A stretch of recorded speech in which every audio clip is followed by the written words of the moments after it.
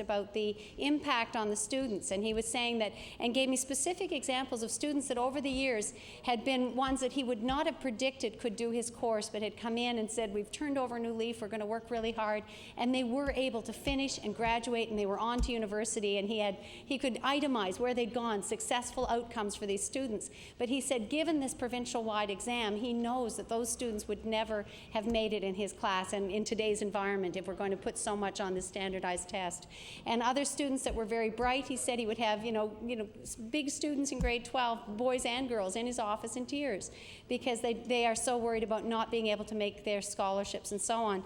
I mean, it was very compelling for me. He also provided me with a lot of links to research that's being done, much of it in the United States, that shows that when we put a huge emphasis on standardized testing, that what happens in schools is they allow a larger attrition of students. They're quite happy to let the students that are not going to get good marks fall by the wayside or leave their school or go to another program, because guess what? They're pulling the school's outcomes down, and they become undesirable for the school. And I'm sure that the minister has seen some of those tests that show that a lot of the success in some American states has been as a result of allowing a lot more students to drop out of school and leave school because they don't match up to these high standards that the schools want to reflect. And so my question goes back to why we need to include those marks in that final outcome. Is it necessary in doing our accountability and our testing to insist that that becomes a major part or component of their final mark? And perhaps you want to talk about standardized testing. I would allow you some time to do that too if you like. Thank you. Member, the Honourable Minister of Education. Well, thank you. And the whole issue of standardized testing is one that's been debated as long as I've been in the business, which is quite some number of years now, not quite as many as the member from Inverness, my colleague, but some length of time. And I can remember, Mr. Chair, as you would, because I think you're about 10 years older than I am, so you certainly would have written provincial examinations, and we all did that. And the idea of the standardized external exam was something that many of us in this House can remember, and perhaps I'm not so sure about the honourable member from Clayton Park, but she's saying no, so she's a lot younger than you are. But it's not something that is new. And one time when those provincial exams, they went back in a long time. As a matter of fact, one time when I wrote the provincial exams, they were there in grade 11 and grade 12. One time they used to have provincial exams, went back earlier grades than that, grade 8 and grade 9. There used to be testing right across the province. And one of the reasons for that was, when we go back in the history of this, is that the province set the standards, the standards what should be learned in school. By and large, in those days, what was examined or asked of students was very much textbook based, and we aren't quite there today. We're certainly not the heavy reliance on textbooks. The other thing was that to get back into those standardized tests was that there was also the problem of access to high schools. The idea of being able to write these going to school was not that easy, and quite frank, you didn't have to go to school to write the provincial examinations. What you had to do was pay whatever it cost to the administration fee, and you could write the tests. And I, for one, and I'm sure others, can remember that there were a number of people who lived in some of the more remote rural areas where getting to school was not really easy.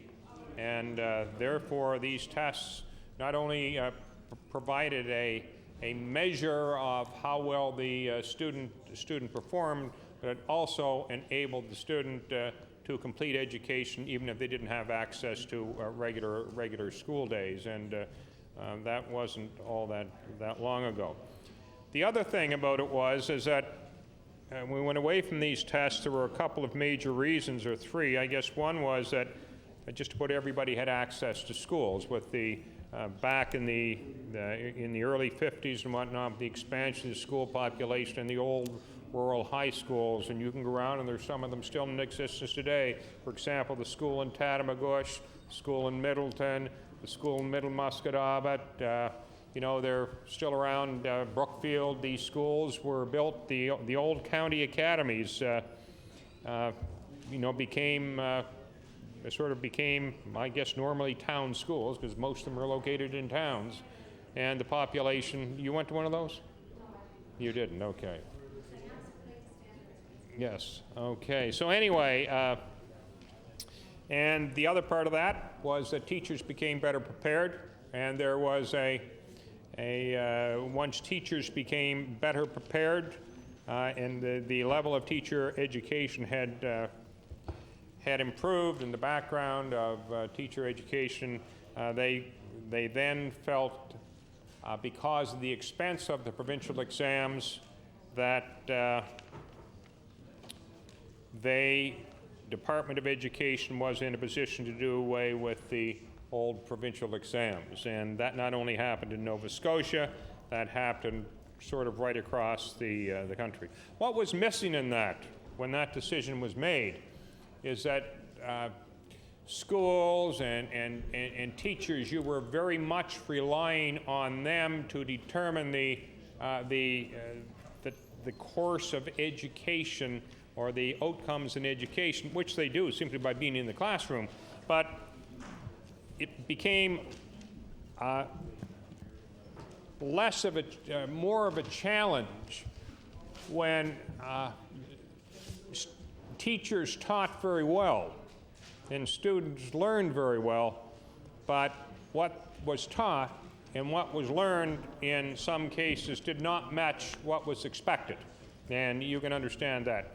And we, in Nova Scotia, certainly this started before I arrived here with the external examinations in physics and chemistry, is that they were trying to bring an academic dimension to schools that had not, you know, I mean,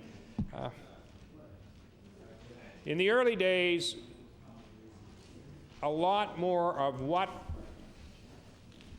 went on in the public schools was intended to be for the general education of the individual. And it was recognized then that you provided two things, you know, education so people get along in life and go out and get a job and do all of those things. And secondly, there was an element of high school, particularly the senior matriculation, where it was to prepare students for higher education. I mean, that's what, I mean, that was byproduct. But now when you listen to people talk and the letters that we receive, the focus is not so much on the general education of the individual anymore, but it's on how well we are preparing our students to go off and succeed in university or in community college or in a private trade school. You know, and you understand that. And as a consequence of that, people began to look, and they said, well, when our students here in Nova Scotia, and I'm going to get on the university level now, when our students go to Queen's, they've got to take a qualifying year in mathematics, they have to take a qualifying year in chemistry, they have to take a qualifying year in physics or whatever it is.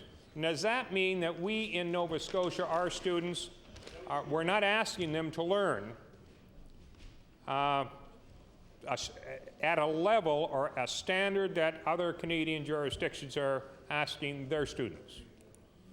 Well, perplexing question. Well, when we look at, somebody sat down and if you look at the program of studies, you say, well, gee, you know, yes, this program of studies is going on, but you know, it should be the same, but if the students aren't achieving the same, I'm sorry, have I gone on long enough? I'm sorry. Thank you, Minister. The honourable member would like to ask some more questions. The member for Halifax, Clayton Park. Yeah, that was slightly unduly long. I really wanted to know more the theory of standardized testing, not education from start to finish. But nevertheless, I appreciate your view on it, and I'm sure I'll get the transcript and read it carefully. I'm sure. I did have some other questions, though, but I think that we're not done with standardized testing, as you can be well sure, because I don't think that those marks necessarily should be following the students unless we start a program to prepare students from an earlier age to get accustomed to taking tests and knowing what it's about. I would like you, with a short answer, if you could, to let me know if there are any rules that say that students cannot be failed as they move through school, or perhaps how many times they can be failed as they move through school. I hear this from parents a lot, and I don't know if it's an urban myth or what the truth is in terms of government policy. So could you let us know what policy is used to guide the teachers? Thank you. Thank you, member. The Minister of Education. Quite frank, there is no rule, Mr. Chair. What policies would be in place would be those likely developed by the system and moved down into the individual school. Thank you, Minister. The member for Halifax, Clayton Park. Thank you. If a parent or a teacher is telling me that you cannot fail a child, that they will move through and they will graduate, is that wrong? If they're still attending school, do they continue to move through, and will we have graduates who, you know, really aren't functionally literate or aren't able to proceed to higher education, but they've still graduated? Can that happen? Thank you, member. Minister of Education. I guess the unfortunate answer to that is yes. However, I would like to qualify it, is that normally when we think of, at least my experience, we think of students being moved through a, we'll call it a grade structure, because that's what we have, that does stop once you get into the high school level. I taught at the high school level from, I guess, overall for 9 years, and I can tell you that I guess we were no different than anybody else come the end of the year, and you were sitting down and looking at students and saying, well, we know that student wants to do Y, and they've made 48 in this exam. If they get the extra 2 points, they can go on and do it. Then in most cases they would receive it. But I can tell you that I don't remember of any case where a person who would be pushed through the system just like that, certainly not at the high school level, but there are, right now, we know that there are students who do graduate by design, or at least they are able to get a high school leaving certificate because they have graduated, and we've got some students that would need extra support, as you would know, that are able to go across the stage. Give that to Diana Whalen, please. Thank you, Minister. The member for Halifax, Clayton Park. Thank you very much. I only have a couple of minutes left, Mr. Chair, through you to the Minister. No. And I wanted to ask about the citing of schools. When we have new schools that are announced, it seems that it's often a... I'll have to 127 or 227. Thank you. That gives me a few extra minutes. And that's good, because I think we may need a few minutes to talk about site selection. You have a number of new schools being built, and a number of years ago I was involved in the school steering team for Halifax West and also for the Park West School.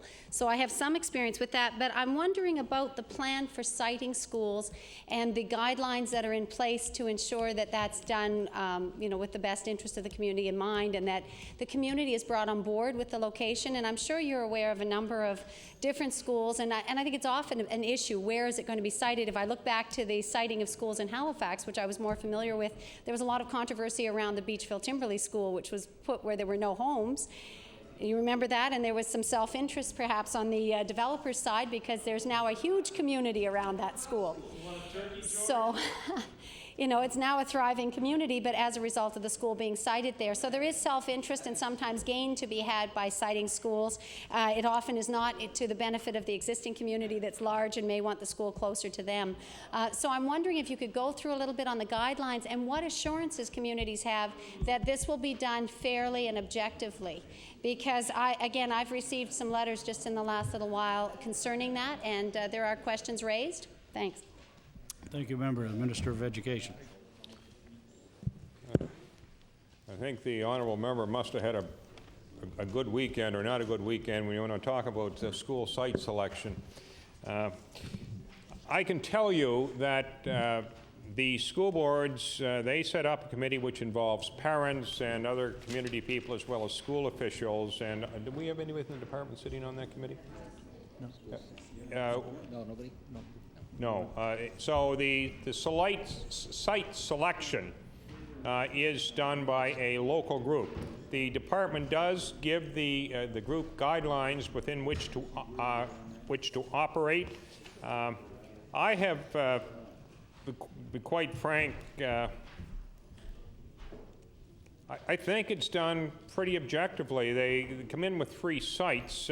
Now, there were some exceptions, and I won't get into that. I think when the 3P schools were built, where that might not have been quite as objective, but that's not here nor there. I know, just in my experience, my, 20 months or whatever it is, experience in this office, that, you know, I would think the process has been pretty fair. The difficulty comes where the fairest process doesn't always provide the answer that people want.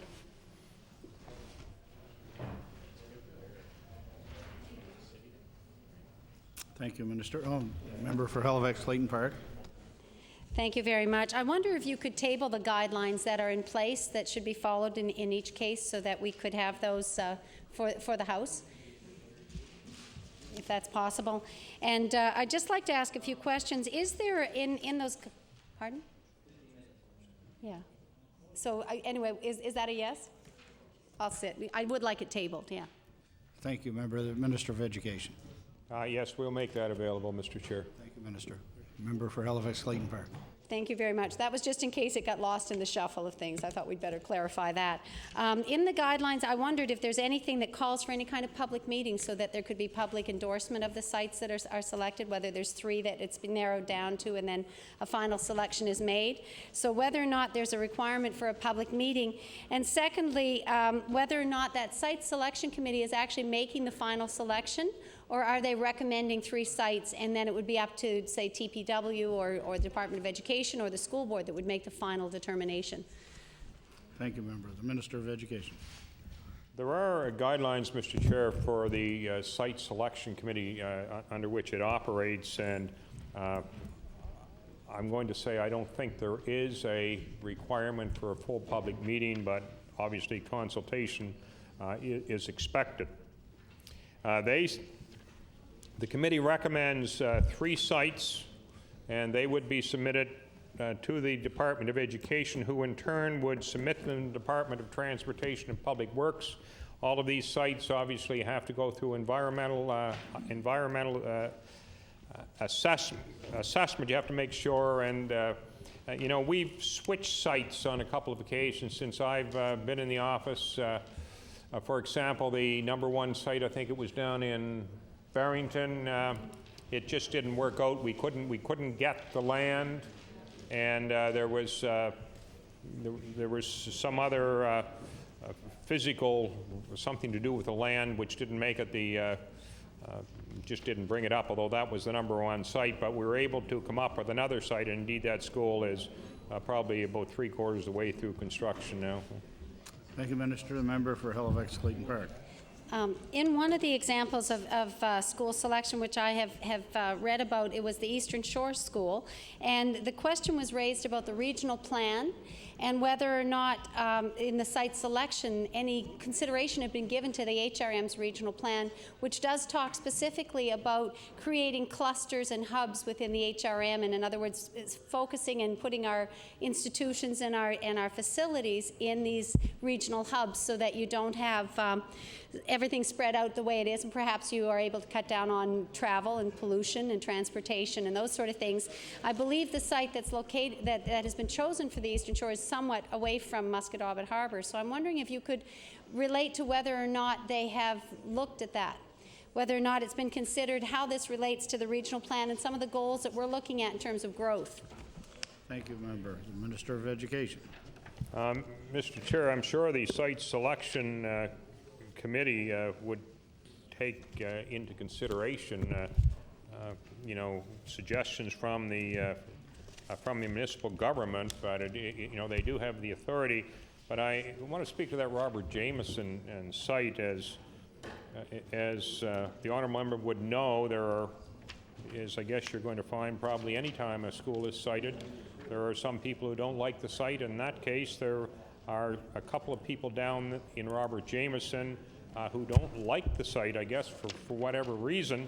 I can tell you that the great majority of people are extremely happy with the site, and indeed, as a result of that, for some reason or another, this misinformation ended up in the Halifax Herald, and the reporter didn't do a very good job, to be quite frank. And indeed, it's the only time in my career as a cabinet minister where I've asked the newspaper for an apology. I felt that we had been maligned, not maliciously by the reporter, but certainly intendedly by the person who gave the reporter that information. Minister, the member for Halifax Clayton Park. Thank you very much. And again, Mr. Minister, I wasn't aware of the article in the Herald, so I haven't read that, but I'm glad you corrected it if it was wrong. I had a letter, a copy of a letter that was sent to you February 7th specifically about the school on the Eastern Shore, and it was raising some issues about concern about how that site was selected. And I'm wondering if there is any provision to review this sort of thing. I mean, it's all sort of a done deal, but how do you review it when there are pockets of discontent? Maybe big pockets. We don't know how many people might be unhappy. Is there a provision for the school board or the Department of Education to be public and to hold a meeting to explain the advantages of one site over another? I mean, just so that you can lay to rest these kind of concerns. So I guess it's almost, is there an appeal process or a public consultation process at this time? Thank you, member. The Minister of Education. I remember, again, I think it's the third time I've said that. I'm going back to that letter that came in from down in that area, and the person who wrote that letter, I believe, is the author of that letter was also the person who may have provided the misinformation to the Halifax Herald. And we did respond to that letter and did indicate that the process that was followed was indeed an appropriate process. Thank you, Minister. The member for Halifax Clayton Park. Can I just determine again if there's any appeal process for a community that wants to have, you know, I guess more transparency in what was done and how it's done? Is there a mechanism to provide that transparency to a community who have questions? Thank you, member. The Minister of Education. Mr. Chair, the process is transparent, and you know, there is community representation on the site selection committee. They are required or responsible, certainly, to have public input of one way or another during their decision-making process. But quite frank, is there an appeal process? You know, where was that list you had? Just let me give you an example. You know, when Transportation and Public Works reviews these sites, the honourable member, water, sewer, access, safety, road access, and if it's in a swamp, there are all of these things. And the appeal process would come, I guess, if there was something totally, something the matter with the site. But simply because somebody doesn't like what that committee has come up with, can they then call a public meeting to dispute it? There is no provision for that because, to be quite frank, Mr. Speaker, I expect we'd be having public meetings in every school selection. Thank you, Minister. The member for Halifax Clayton Park. Thank you very much. I would just like to make the point that, of course, the siting of the school is extremely important to communities, and we've seen that over many years throughout the province because schools are a central feature and facility for the community to use. A couple of questions. I know we're pretty short on time. The supplementary funding question in HRM just refuses to go away, as you well know. It's a continuing source of division within our council, within our school board, to the degree that we have 3 separate books, essentially kept, 3 levels of service that are provided through the schools as a result of the funds available, whether you live in Halifax, Dartmouth, or the county and Bedford area. And the school board is anxious to try and resolve that somehow over time. A request went out inviting us all to each party to send a representative to sit on a supplementary funding committee that would sit with the school board and council representation and try and come up with a solution. My understanding is that the government chose not to have a representative on that committee, and I wonder if the minister could speak to that and indicate why he would not want his government to have a say in trying to resolve a long-standing difficulty with school funding and services in HRM. Thank you, member. The Minister of Education. Mr. Chair, the issue of supplementary funding in HRM has been around for quite some number of years, and indeed it was at the request of the supplemental, really the accountability is between the school board and HRM. But the sort of the way that this arose is that before the Education Act was revised, 95, 96, there was the ability to levy an area rate.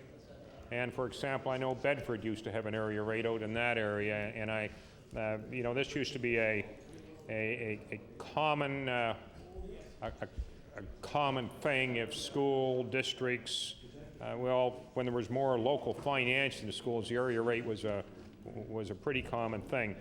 Under the Municipal Government Act in 1996, at the request of HRM, there was reference to the supplemental funding simply because you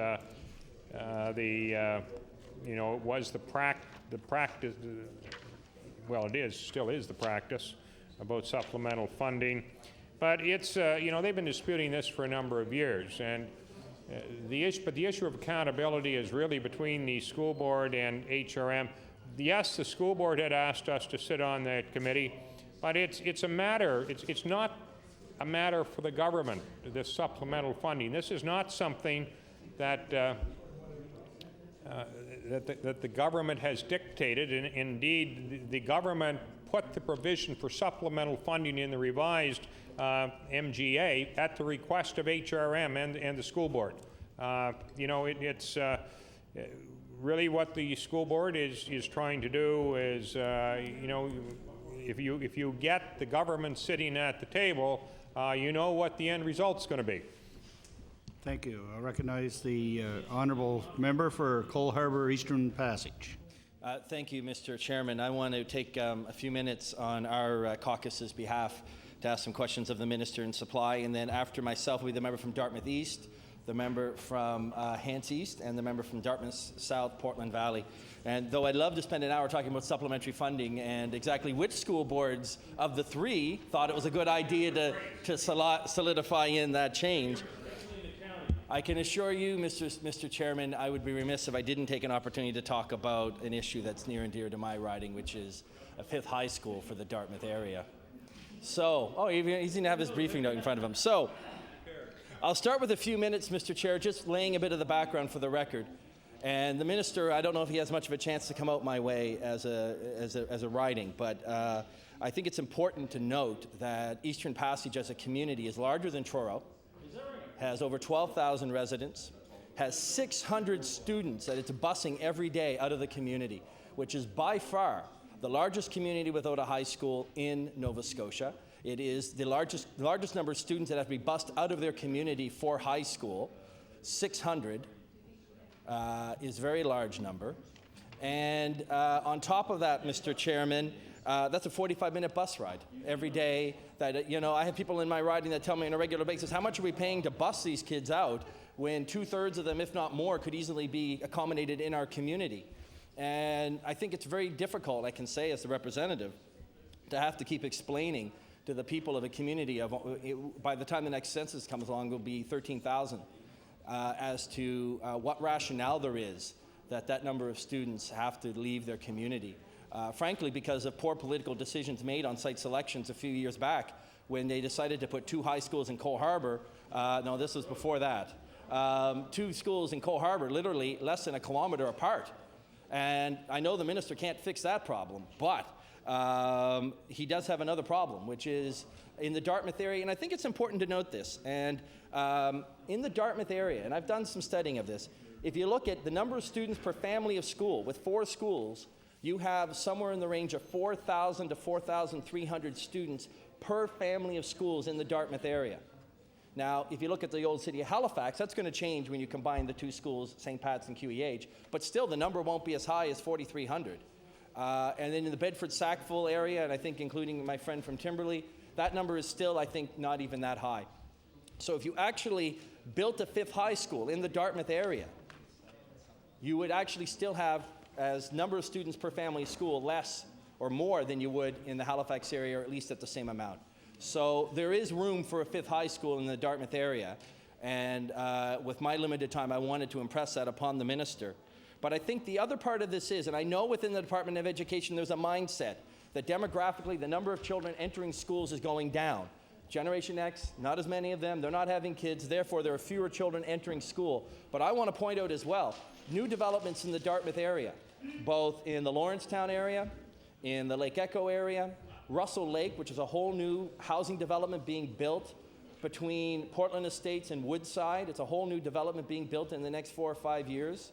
You have new developments at Micmac being built. You have Portland Estates that's still growing, and of course Eastern Passage as well. There's still growth. And I can tell the minister that in my community of Eastern Passage, the schools are still such that the number of children entering primary has not gone down, even though demographically they should have.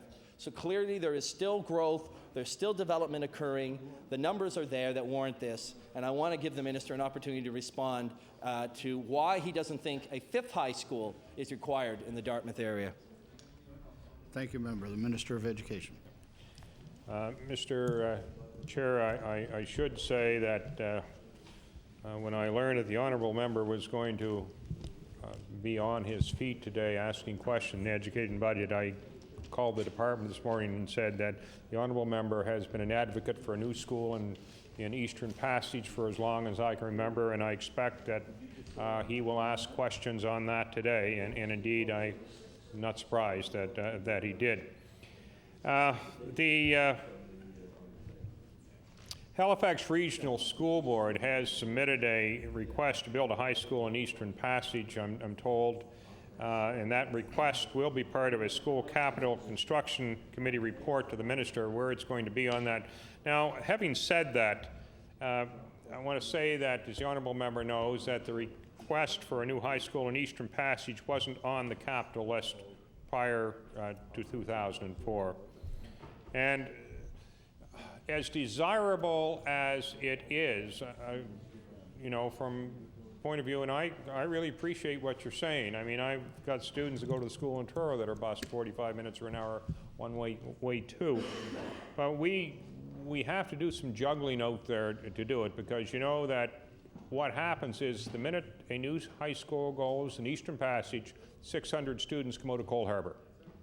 And you know, in the incumbent thing with that. So all I can really do, it's no degree of comfort, but I'm told that the board is now advancing that, and it will be dealt with in due process. You know. Thank you, Minister. The member for Cole Harbour, Eastern Passage. Thank you, Mr. Chairman. I guess I want to ask the minister. My understanding was in January, a list was submitted from the school board rating a new high school for the Eastern Passage Woodside area as number 3 on their priority list. Can the minister confirm that, yes or no? Thank you, Member. The Minister of Education. I can't, Mr. Chair. I haven't seen any report from that committee yet. Thank you. The Honourable Member for Cole Harbour, Eastern Passage. Well, I'm not talking about the report from the Capital Construction Committee. I'm talking about the list that was submitted from the school board itself. Your department, Mr. Chairman, the minister's department specifically asked for a list of priorities in December. The school board responded in January with a list of its priorities, and my understanding is this school was number 3 on that list. I'm not talking about the Capital Construction Committee that he has. I'm talking about the list that was submitted by the school board. Can he confirm if it was number 3 on that list? Thank you, member. The Honourable Minister of Education. Mr. Chairman, I haven't seen that list. I can't confirm it. I know I've just been advised that the list from the Halifax Regional School Board is in the department now and would go to the Capital Construction Committee, but I haven't seen it. I don't know what it is, so, you know. Happy to take Cole Harbour Eastern Passage. Thank you, Mr. Chair. Can the ministers tell us whether that list as it stood, submitted by the school board, is the list that went to Capital Committee, or were any schools removed from the list temporarily or permanently as projects that are no longer on the list? Thank you, member. The Honourable Minister of Education. Mr. Chair, when that list comes in from school board, the Halifax School Board or any other school board, the list is passed unedited to the School Capital Construction Committee. There's been no, once it gets in the department, it goes really directly to that group. There's no modification or editing done to the list prior. Thank you, Minister. The member for Cole Harbour Eastern Passage. Thank you. Because my discussions with some people, and I'm not going to name names, but people in the department, was that there have been some alterations to the list as to the schools that would be considered, and that this high school potentially is not on the list at the moment. And I'm trying to verify that point as to whether it's been temporarily suspended from the list, pending, I don't know what, but I'm trying to verify. That's something I heard from staff of the Department of Education. I'm hoping the minister, as the person in charge in that department, is going to be able to clarify that for me. Thank you, member. The Minister of Education. I expect, Mr. Chair, that really you've seen that information from the board, but I've just been advised with staff there's no real problem to table that if that's what you want to see. Thank you, Minister. The member for Cole Harbour Eastern Passage. And I'm assuming that that'll be tabled today.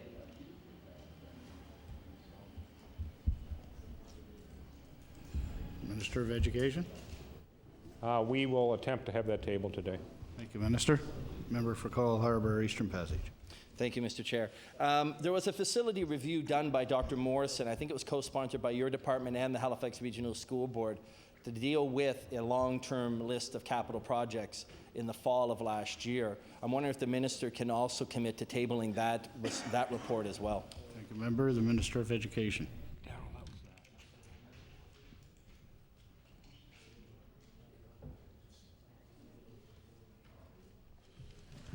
Mr. Chair, they've confirmed what I thought was that is a report for the Halifax School Board. It was not a departmental report nor a partnership with the department. No. Thank you, Minister. The member for Cole Harbour Eastern Passage. Thank you, Mr. Chair. So the department didn't help pay for that, therefore you didn't get a copy. Okay.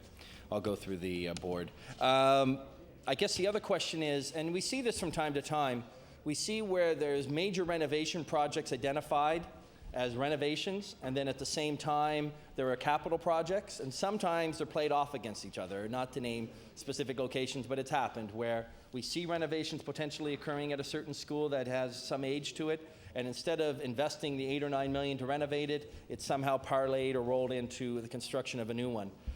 In the Dartmouth area, does the minister have any understanding of any plans of taking renovation money already proposed or earmarked for certain existing high schools and rolling that into a newer high school? Thank you, member. The Honourable Minister of Education.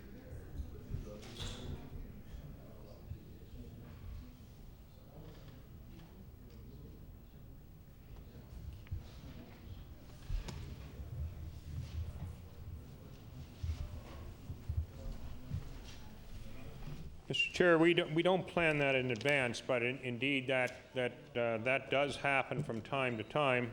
I can tell you, for example, it happened in seems to me in my community when the new junior high was built because they lost the use of the gym, and the decision at that time was there was a trade-off of some type in terms of scheduling for an elementary school if they moved the junior high. Yes, there is cases where, for one reason or another, there's money been allocated for renovations that if you look down the road, it's going to solve two problems, and if you add a little bit more. And the other thing is that, you know, the the department has sort of round numbers when they say, well, if you're going to build an elementary school, it's going to cost X. If you're going to build a junior high, it's going to cost X. And if the renovations and repair would approach that number, then obviously, you know, the issue of revisiting the question of whether it should be new construction as opposed to renovations is raised. Thank you, Minister. The member for Cole Harbour Eastern Passage.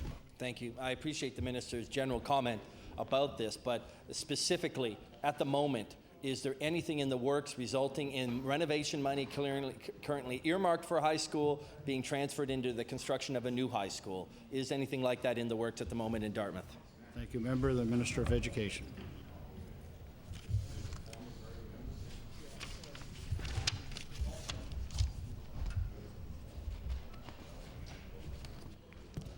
Mr. Chair, I don't know of any, but we will also be awaiting the report of the School Capital Construction Committee. I just don't know of any now.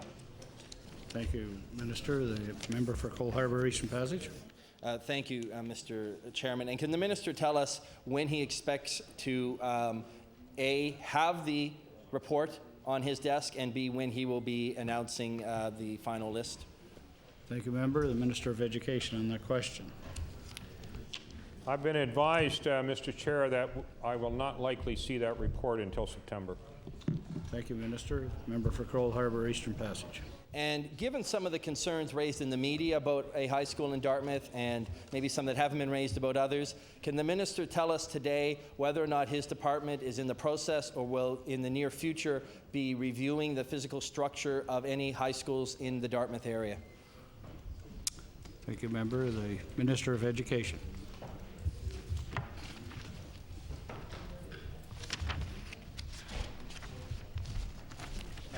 Clearly, Mr. Chair, the issue of Dartmouth High was in the media and indeed raised on the floor of this House. I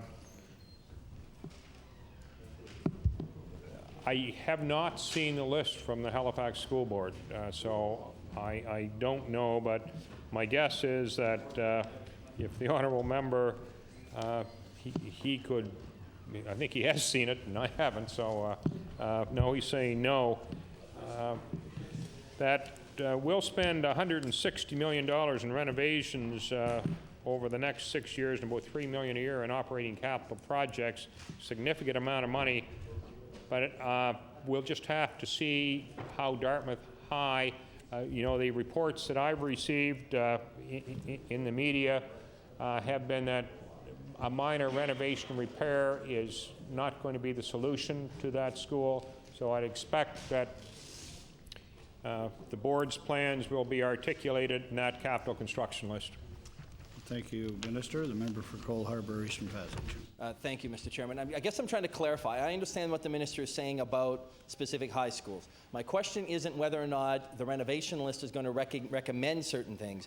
My question is his department now, or will they within the next 6 months be doing any studies of any high schools in the Dartmouth area, and that includes Auburn and Cole Harbour, to determine their physical capability and their physical structure?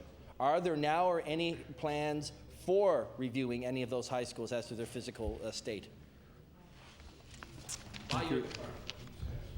Thank you, member, for the question. The Honourable Minister of Education.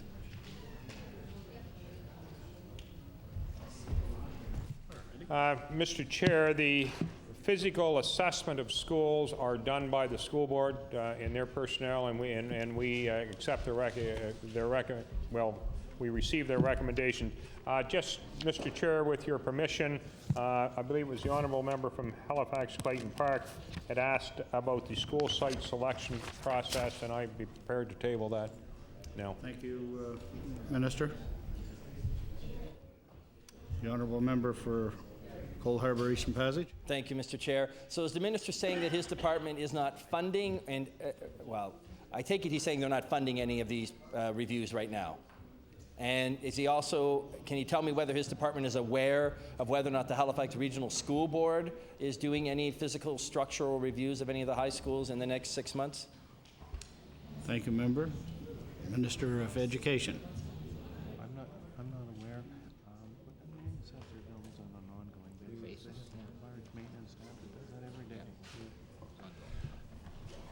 Mr. Chair, I don't know of any specific project that the Halifax Regional School Board is undertaking with reference to high schools in Dartmouth, but I can tell the honourable member, and indeed all members, that school boards, have staff whose responsibility would include being very much aware of the physical conditions and needs assessments of any individual school that would be under its jurisdiction, unless it was a P3 school, probably. Thank you, Minister. I'll now recognize. Thank you, Minister. I'll now recognize the honourable member for Dartmouth East. Thank you, Mr. Chair. Is your light on? Yep. Yes, it is. Thank you. I hope you'll excuse me. I'm probably going to be asking some of the same questions in regards to what you just heard from the honourable member from Cole Harbour Eastern Passage. But as you know, I have asked recently in here through a resolution questions revolving around Prince Andrew High School, which is in my constituency and which is already on the Halifax Regional School Board's list, recent list from last fall for alterations and renovations to the tune of over $8 million. This school has been there for around 41 years and right now is acting as a community center for Dartmouth East. Dartmouth East is I believe, the only community left from the old cities that does not have its own community center. So what's happened lately is I have heard rumors of movement within either the Halifax Regional School Board or the Department of Education of extending the period of time that was going to be allotted to have that work done for additions and alterations from instead of starting in 2007, not starting to 2009. So when I hear talk about one of the proposed new schools that the board just put through to your department in a school board report under new capital projects, and this was listed as number 3 on that list, and it's the new Eastern Passage / Woodside Area High School. When I hear rumors that that is now not on that list, and whether or not I don't know if it's your department that's taken it off or the Halifax Regional School Board that's taken it off, but if there's talks behind the scene of removing that high school or that proposed new high school, and then when I hear that perhaps the $8 million for Prince Andrew High School, well, let's push that off farther and farther into the future. Let's not spend that because perhaps we might be able to roll that over into some money to build a new high school. And I have nothing against building a new high school. If that's what's needed, then that's what we're going to have to do, I guess. But I want to see the information on that. So what concerns me and what's going to concern the parents of Dartmouth East and some other ridings, because some of the high school students that go to PA don't just live in Dartmouth East. So when they hear publicly that there's time being added on to the amount of time that we're supposed to be getting these additions and alterations done, and then that perhaps this other recommended high school is now off the list, and maybe in exchange for taking that off the list, we're going to now look at Prince Andrew again with maybe high-powered microscope. I mean, communities deserve to know what's going on at the Department of Education and their own school board. So I've probably been asking this question since this report came out last December 2004. I've been asking questions like, are we going to be starting the work in 2007?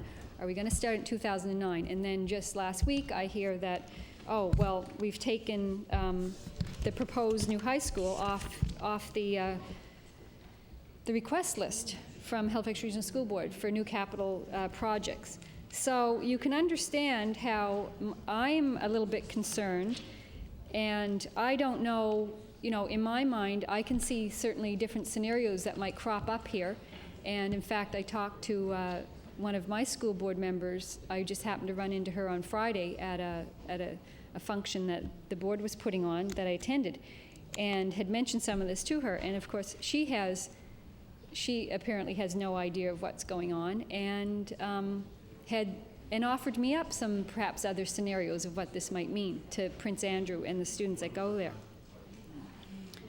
So I'm not as good at asking questions the way perhaps my honorable member next to me is, because he's a lawyer. But I'm just not going to, I guess I'm not going to try and beat around the bush.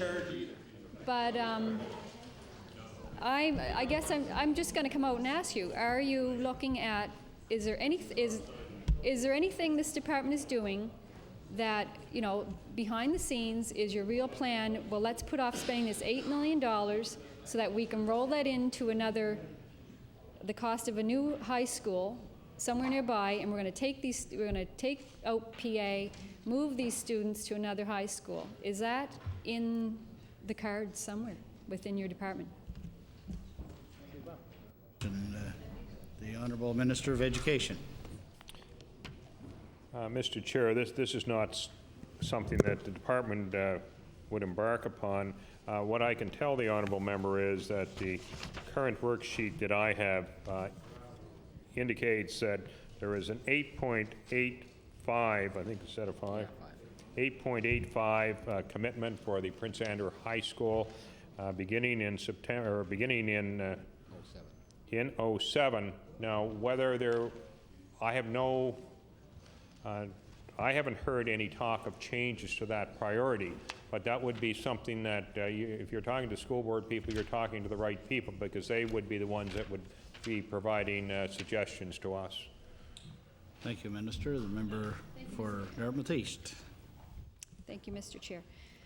Well, I don't know if, you know, I agree the school board members should know what's going on, but sometimes, like us, we're sitting here on a daily basis, and sometimes we're not always up to par on what's going on with the government sitting on the other side. Unfortunately, we're not always the first to know, and I'm sure in a lot of cases, school board members aren't the first to know either. So, what concerns me here is when I look at that last list that was sent in, and it says that Dr. Morrison created a long-term facilities plan, and that new high school was part of that plan. And then I hear that, and that was the third highest priority within the Halifax Regional School Board, as early as December 2004, and now that's not on there. Even though you're saying previously that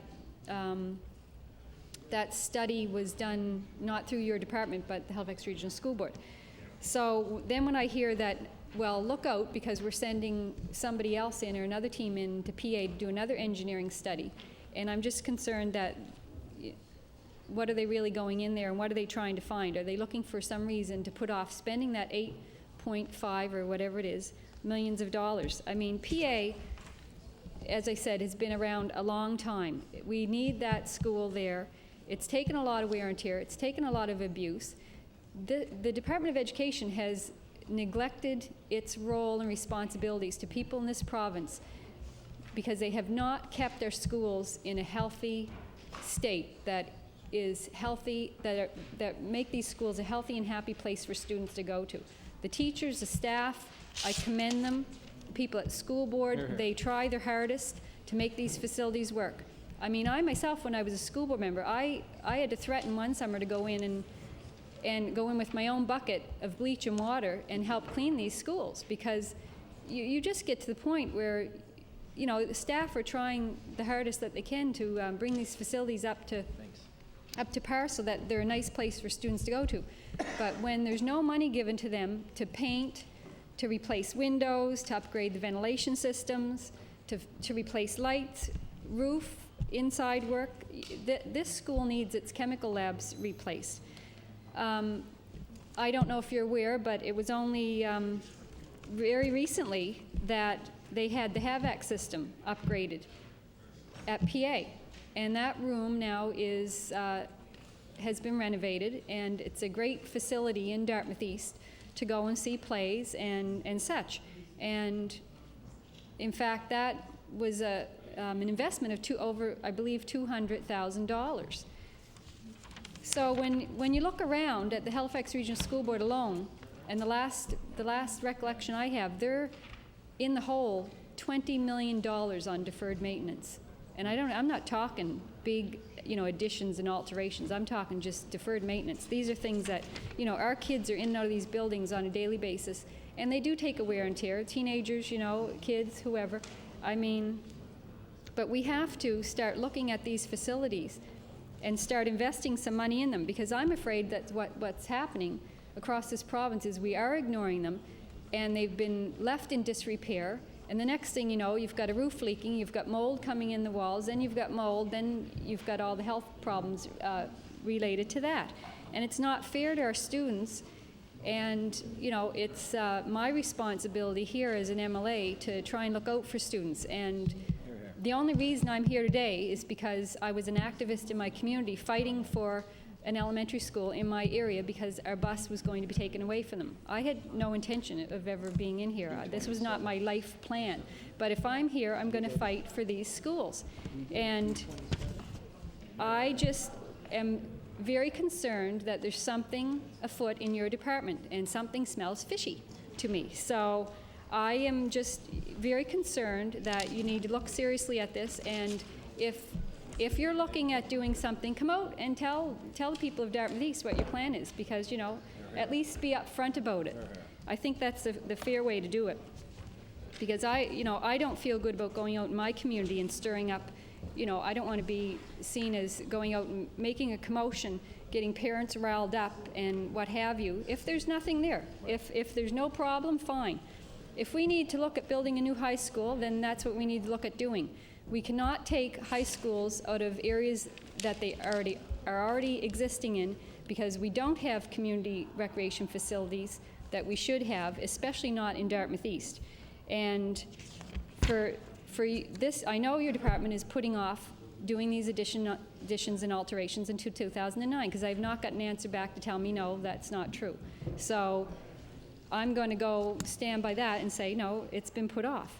So again, I'll hold you to your word if you can tell me here today, and you've got staff with you, that there is no plan afoot to put the brakes on spending that $8 million so that you can roll it into another high school somewhere else. Thank you, member. I believe there was a question there for the Minister of Education.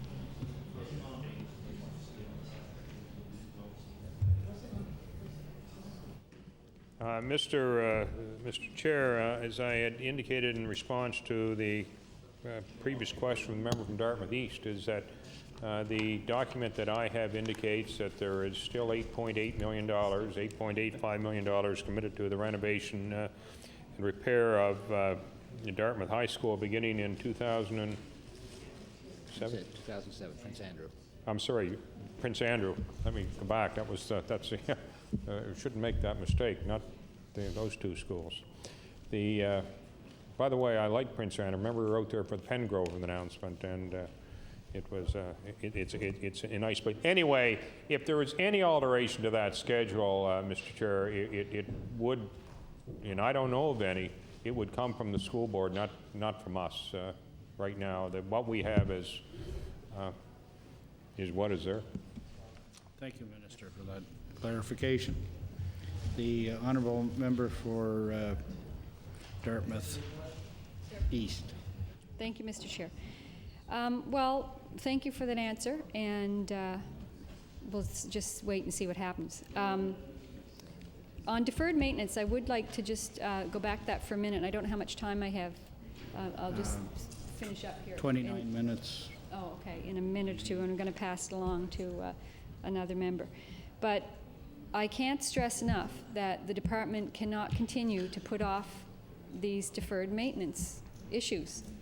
And it's so important that we look after these facilities. These are where our children and our youth go to school. And not to mention the teachers and the support staff that are in these buildings too. And this is, something that I don't think the province, I don't think your department knows what the total number is for deferred maintenance. And maybe I'll ask you, maybe you do know. Can you tell me what's the total amount outstanding on issues that need to be fixed in our schools, windows and such and what have you, on the deferred maintenance list in the whole province? Thank you, member. The Honourable Minister of Education.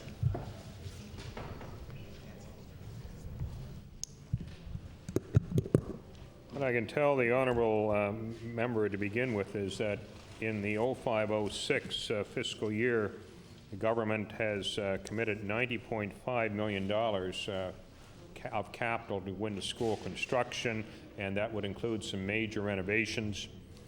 In addition, of course, there is the other regular money which flows through the operating budget. A few years ago, I mean, clearly the deferred maintenance issue in the public schools alters every time a new school is opened. So, in other words, that presumably that number should be going down. I'm advised that some years ago, prior to this government embarking upon its rather ambitious school construction project, that it was around $500 million. Thank you, Minister. All right. I'll recognize the honourable member for Hants East. Yes. Thank you, Mr. Chair. And I think my colleague from Dartmouth East had kind of intended to ease me into this by letting you know that it was going to be me, but circumstances didn't allow it. Well, I'm glad to have a few minutes, and I guess it's very few. 27 minutes. I'm sharing my time again, so I guess there's a couple of issues in Hants East that I have some concerns about. Last year, I asked the minister about the adult high school in Elmsdale, and I haven't heard very much in a negative way about that adult high school. I mean, it sounds as though at least there's no indication that there's a problem there with it and the board, and I wonder or if the board has been looking at closing that facility. So I'm just wondering if the minister, if anything's come across his desk and his views, because all my comments of last year I think still apply. We see that as a valuable component in the educational infrastructure in not just in Hants East, because it draws from a broader area, but I'd like to know if the minister is anything that indicates there's a concern about funding or the longevity of that facility. Thank you, member. The Minister of Education.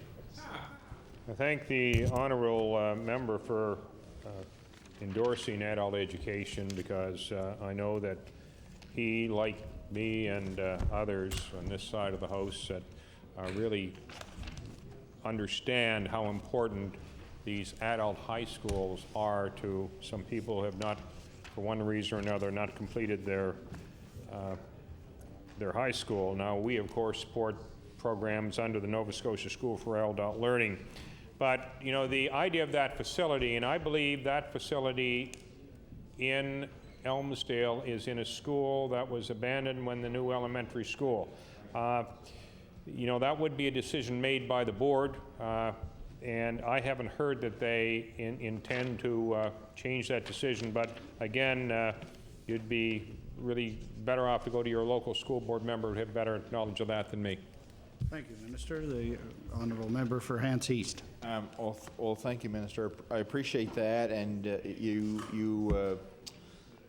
raise a good point. And I guess the fact that nothing has come to you or to your deputy would indicate that things are probably okay, because I know when I raised it last year, definitely the deputy was aware of the issue, and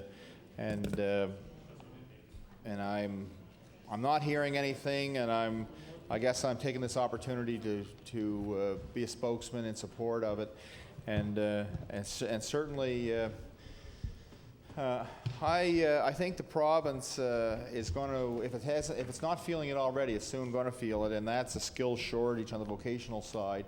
And I would like to see some flexibility for vocational training outside of the community college system. I guess is the only place I can see to go, because obviously, when the vocational schools disappeared, they were taken over as the community college system. And I think there is a body of students who probably are not going to qualify to get into those programs. And even though it's been well documented, there aren't enough seats as it is. So I'd like to make that recommendation, and probably I could say it's something the minister has heard of before. But I know when I was still in the classroom at that time, and there were young men and women who were in the vocational system who actually came back to the school when it turned over to the community college, and within 2 or 3 months they were gone. And I think they went out into the workforce, no skills, and I see that as very serious. I have friends in the construction trade in a variety of areas. And, they're saying, look, when they're on a job, the youngest person they see is 40 years old. So there is going to be a problem there. And I recently, in our board, they went to the semestering system, and that was in part reason I raised the issue of the adult education, because some of those students who went to the adult school would have done so because they couldn't get a credit. With the semestering system now, they can go back for one term and get 2 courses, or probably have to take 4. But that I thought may have impacted the adult school a bit. But anyway, if you could just keep my concerns. I'd like to know on the question of the vocational training, if you've had any thoughts in that direction, or your department. The Honourable Minister of Education. The honourable member from Hants East has raised a topic that has been of great concern to our department, but more importantly, it's great concern to those people who are looking for tradespeople in the province. There's no question that, like just about every segment of our working population, the average age of whether it's a teacher or a bricklayer or a mechanic, whatever it is, gets on, and we have to try and fill that void, because, to be quite frank, the economic future of our province depends on an adequate supply of tradespeople or educated people who can learn a trade to attract more industry. We've got that skills and learning branch, and with your permission, Madam Chair, just want to talk a little bit about it. Is that in the trades, and this is the apprenticeship training division, there's 54 designated trades and 9 compulsory certified trades. In other words, if they're compulsory, then you can't practice unless you have a ticket. We've got about 4,300 and a little less than 4,350 active apprentices, and there are 875 that are what we'll call new registrants. The average age of these new apprentices is 27.3. So going back to your question, that gap, they don't seem to be going into the apprenticeship thing directly out of high school. They're going out and doing something else and going back into it. But that, of course, a lot of the apprenticeship is done through the community college. And if you take a look at the average age in community college of a first-year student compared to the average age of a first-year university student, you'll find that it's significantly higher. So we issued last year, there's about 3,400 employer participants. We issued last year about 650 qualification certificates. About 540 interprovincial red seals were issued.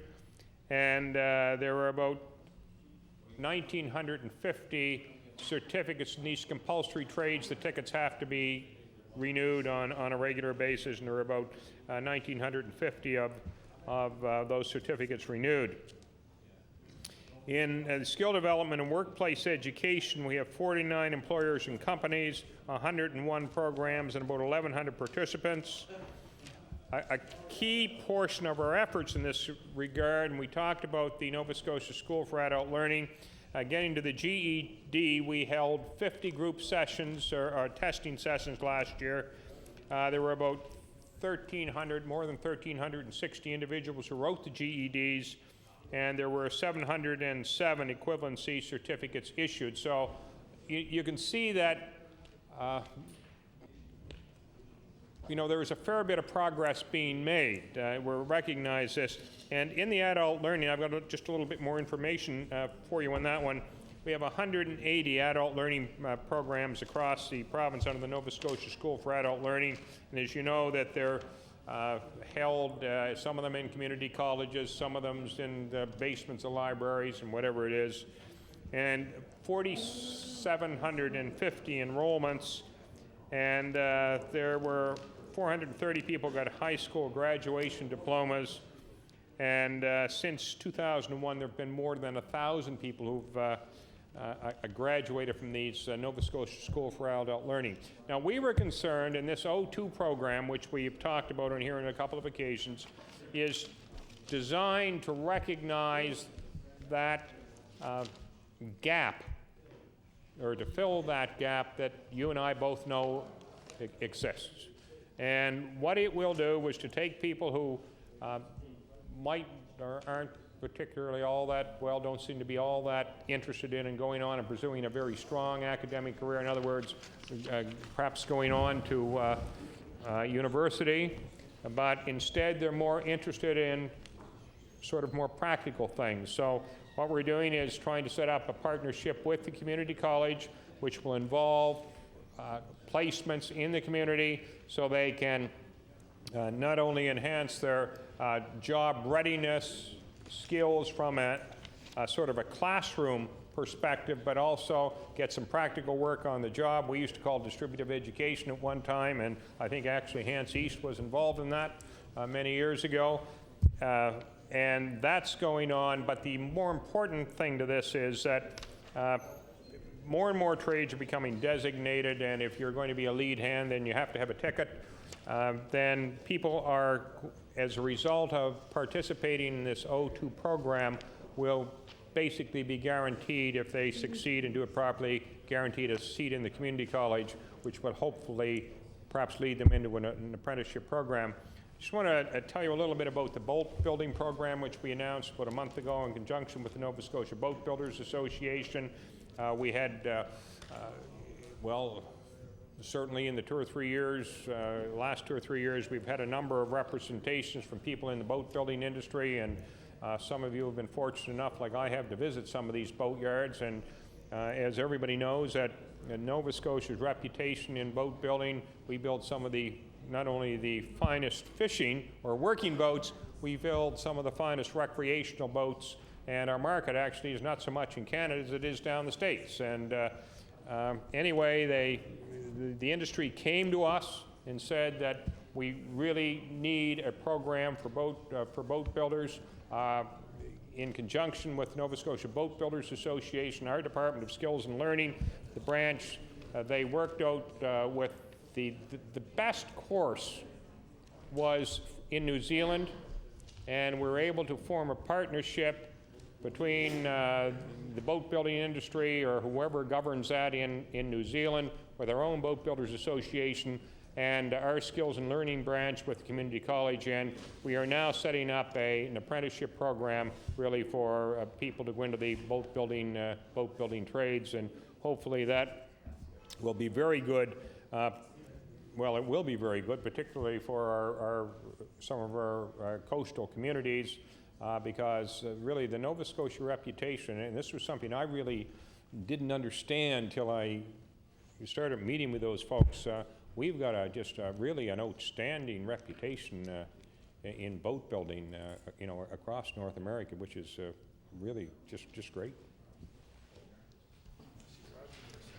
The honourable member from Dartmouth South Portland Valley. Thank you, Madam Chair.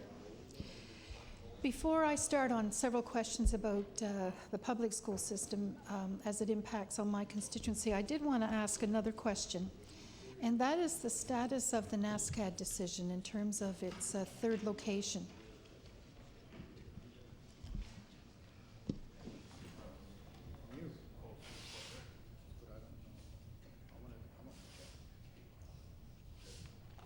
The Honourable Minister of Education. Madam Chair, the issue of an additional site for NASCAD certainly has been in the news the last 2 or 3 months. The board has reviewed 2 sites, one in Dartmouth and one down on the Halifax waterfront. This is a decision that is going to be made by the board in the best interests of the hopefully the students and the college and the community. The way that came about is that there are a couple of buildings down on the well, where they are operational now. One is the Morse's Tea building, which everybody knows, and the lease is expired on that. And then there was the other building, and I forget the name of it. Whatever it was, and anyway, it needs major renovation, repair, and to update the program. They can't do it in that building, so they're if they're going to continue and to grow, then they have to switch sites. And I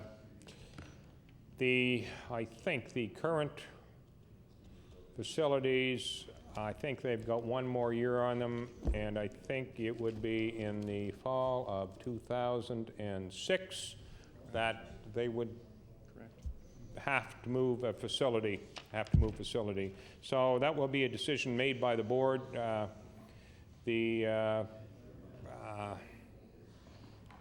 don't know if they made a final decision. I have received a letter from the board indicating at least their preliminary decision, but I prefer that you not ask me to table that letter because it may be privileged information. The Honourable Member from Dartmouth South, Portland Valley. Thank you, Madam Chair. As the Minister is no doubt aware, the Board of Governors for NASCAD has as its main responsibility the best interests of the students and that university. And certainly the location of the third campus is going to have an impact on the surrounding community that it locates in. And certainly the province, through the Waterfront Development Corporation and also through the regional plan for HRM, is looking to downtown Dartmouth in a significant way in terms of future plans. And I would just like to say on the floor of the legislature in Committee of the Whole that NASCAD coming to Dartmouth Cove would be a huge catalyst for the transformation of the downtown Dartmouth area. And I just feel that there is some provincial interest in this decision, and I would like to be sure that the Minister and the Department, in whatever relationship they have with NASCAD in terms of making this decision, are aware that there are a lot of people watching this decision making very carefully, and we just want to make the best investment of public dollars possible and to keep this broader interest of the community in mind. So I'd like to move on to my public school questions, and I find it interesting. I actually was the first woman elected to a school board in Nova Scotia over 25 years ago. And I served on the Dartmouth School Board for 10 years, and it amazes me how many of the current issues and crises are the very same ones that we were dealing with then. Yeah, well, I'm not sure they're recycled, they've just never gone away. And I actually find that a bit discouraging. One of those issues is supplementary funding. And I happened to attend with my colleague from Halifax Citadel last Wednesday a meeting of the Halifax Regional School Board discussing a motion on supplementary funding, and I shook my head in amazement to think that, well over 25 years later, we're still discussing the same issue and it has not been resolved. So I'm just wondering, is there any leadership role that the Department of Education and the Minister can take to solve this issue once and for all? The Honourable Minister of Education. Well, the issue of supplemental funding is really a matter between HRM and the regional school board, and I know that one of your colleagues did mention that earlier today.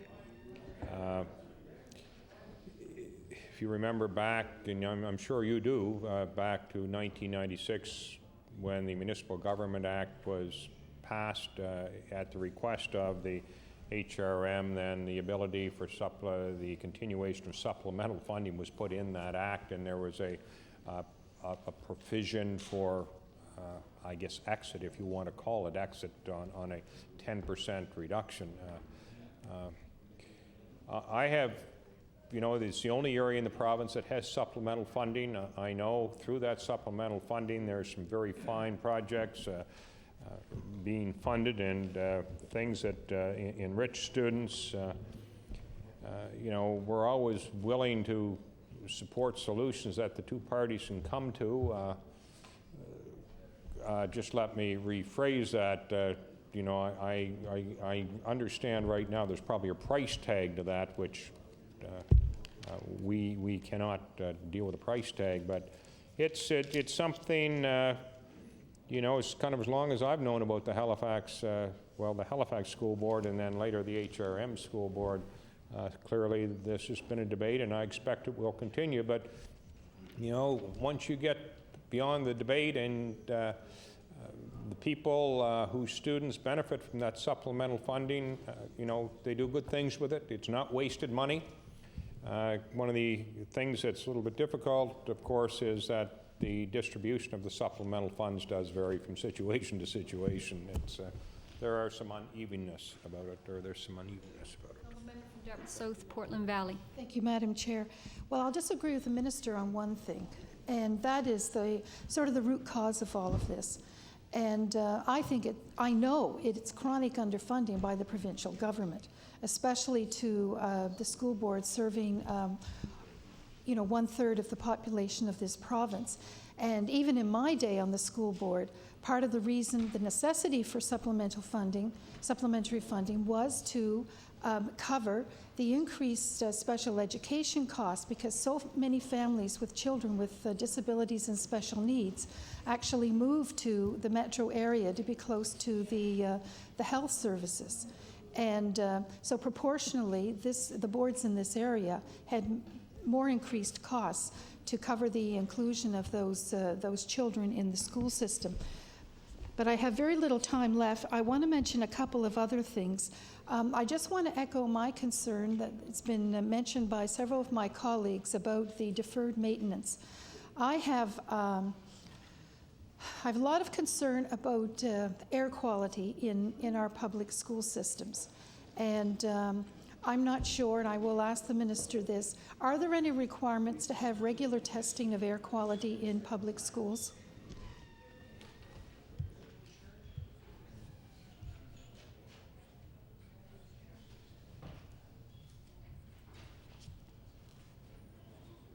The Honourable Minister of Education.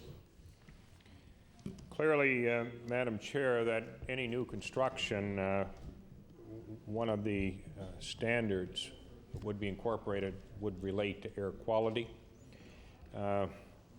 My experience has been the honourable member is concerned about air quality. If she has specific issues, she probably should make them known to whoever looks after that in the HRM. The schools and school boards normally test air quality with some degree of regularity if they think there could be a problem. There are not guidelines that I'm aware of that come from the Department of Education which tell school boards then you must test air quality in schools on any particular regular basis. But I think if there is any reason to suspect a concern, I'd be very surprised if the school board didn't do regular testing. Member from Dartmouth South, Portland Valley. Well, I'd like to suggest that a constituency in an older part of a municipality like mine doesn't have many new schools. And certainly one of the schools, South Woodside, is across the street from a propane transfer station. It's across the street from an oil refinery. It has exhaust coming onto the school ground from a dry cleaning establishment. And recently we've discovered that the ground underneath part of the playground is full of toxins from that same dry cleaners. And so it's natural, and not surprisingly, the students in that school have a higher than average rate of asthma and goodness knows what else. So I think the government, the Department of Education, has a responsibility to set some standards for air quality testing and other health and safety factors, and to ensure that there's a consistent standard across this province. My last question is about fundraising. And I understand after I raised the issue at Public Accounts several months ago that the department did raise the issue of my figure of $50 million fundraising done around this province by parents, teachers, and students. And I'm just wondering, is the findings of the report or those discussions public information, and is there any way of getting access to that?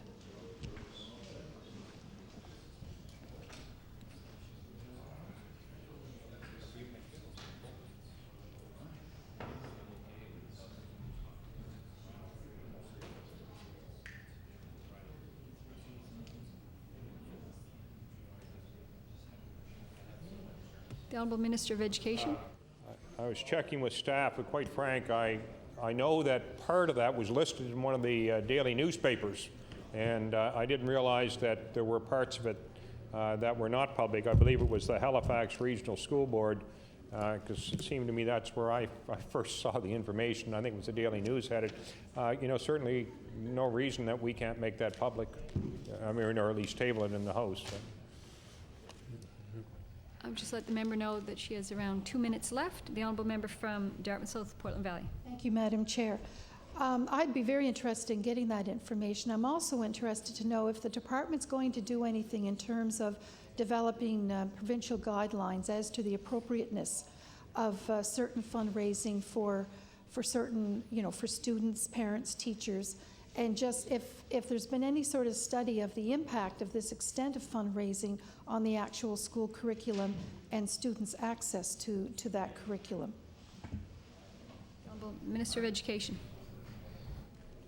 Mr. Chair, or Madam Chair, we said, I guess it was last week, that certainly we don't expect students to pay for curriculum items. That's not the case, but access to public school is by legislation free, but you certainly will continue to be so. But clearly there has been fundraising in schools for as long as I can remember, and I expect it will continue on.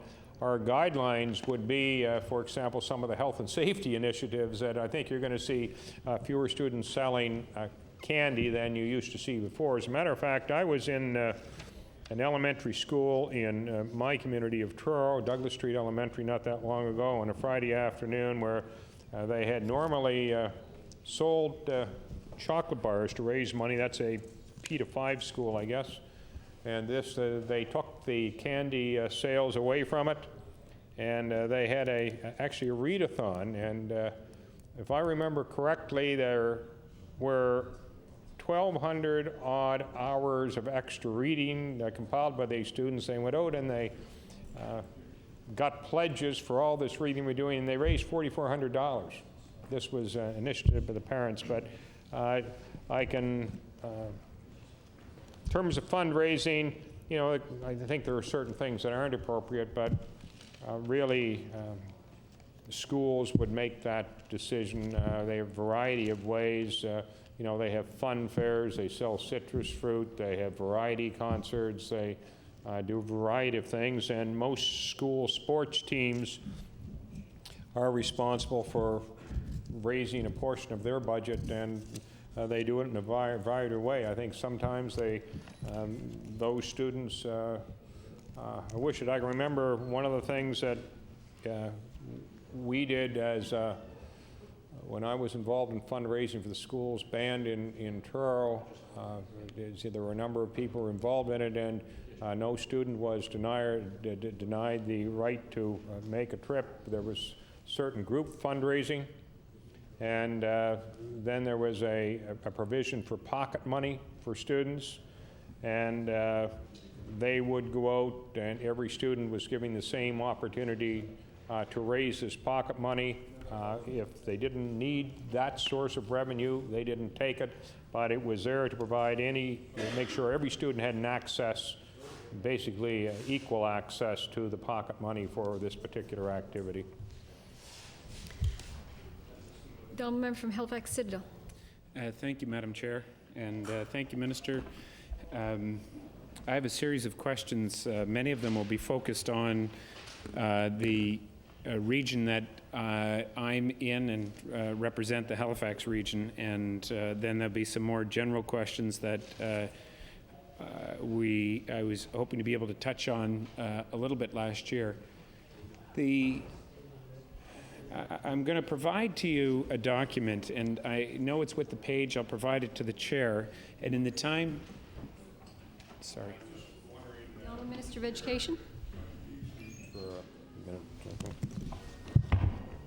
Just have a few minutes break while we wait for the Minister of Education to come back. The minister's officials are here, and the documents that are that I've just tabled they may want to just do a quick check to see whether the figures are accurate figures, so that we use it as a basis on a go-forward basis. Thank you.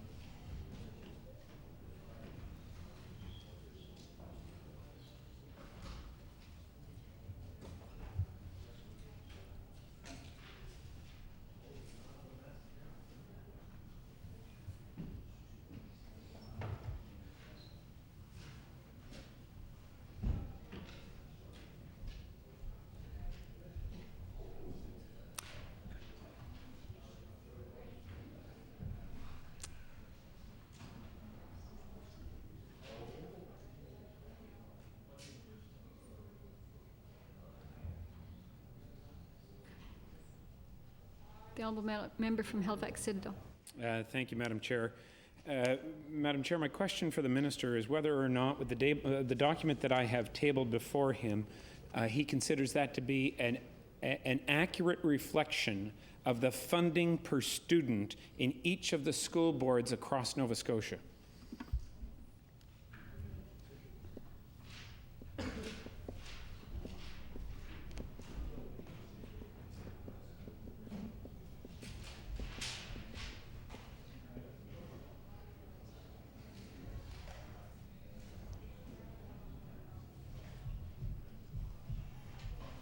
The Honourable Minister of Education.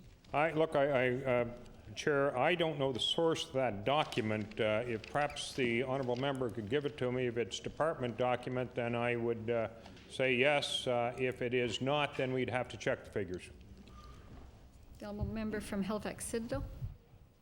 I guess we'll have to be general. I'm not sufficiently certain that they are department documents because I didn't download them personally myself, and I'm not prepared to actually verify them. But This would be for the 04-05 year, as I understand it, and I'm wondering whether or not, and I'm most interested in the discrepancy between the Halifax Regional School Board and the others. And I'm wondering whether or not the minister can confirm that this looks generally as it would look for the Halifax Regional School Board in relation to the rest of the province. The Honourable Minister of Education. I can't verify that because I don't know the source of the information, but I do know that because of their critical mass and the size of their schools, that on a basically this would be the same situation in every province. The largest school boards, because of the efficiencies that come from critical mass and more students, that on a per student basis the funding is less. The Honourable Member from Halifax Citadel. Thank you, Mr. Minister. Mr. Minister, I accept that, and I would presume that it's always the case that the most urban area on a per-student basis in most of the provinces in Nova Scotia would have lower funding than the school boards in more rural areas. Transportation is an obvious issue. Really, the question comes down to whether the balance has been properly struck, and that's the overriding question that I have. These figures are available through the Halifax Regional School Board, and I'm not sure whether they came directly from the Department of Education or whether or not they were provided from some other source. But I would indicate to you that this is the result of calculations done at the Halifax Regional School Board, and I'll indicate to the minister what my calculations of these numbers suggest. Dealing with the third column that's before you, it suggests that on a per-student basis, in Halifax, students receive $5,409. The average, if you include Halifax, is $5,852. Now, Minister, unless I'm punching my calculator inaccurately, you'll see that there are some documents just below that suggest, and I'll provide the interpretation for you. When you take out the $5,409 and you add up the remaining 6 school boards and divide by 6 and determine what the average is for the school boards in the other parts of Nova Scotia, and I appreciate that this isn't a weighted average, the average, just using these raw numbers, is $6,365 for the rest of Nova Scotia.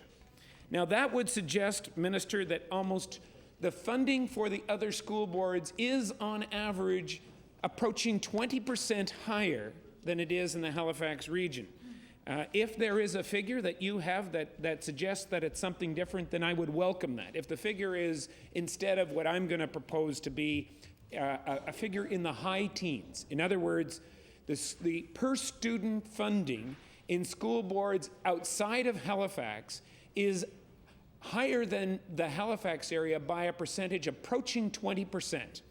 And that raises the question of whether or not we are striking the right balance, and whether or not in this region we have been shortchanged, and whether or not Mr. Hogg had his hands tied behind his back, and whether or not when the member from Dartmouth South Portland Valley and I witnessed another display of the Halifax Regional School Board and Halifax Council going at it at the school board the other night, whether or not, as was said by Councillor Utek, the real culprit wasn't in the room, the real culprit is the province, because the province chronically underfunds the Halifax Regional School Board. The same issue that was raised by the member from Dartmouth South Portland Valley.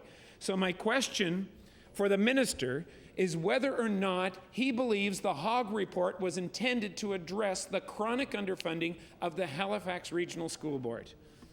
The Honourable Minister of Education.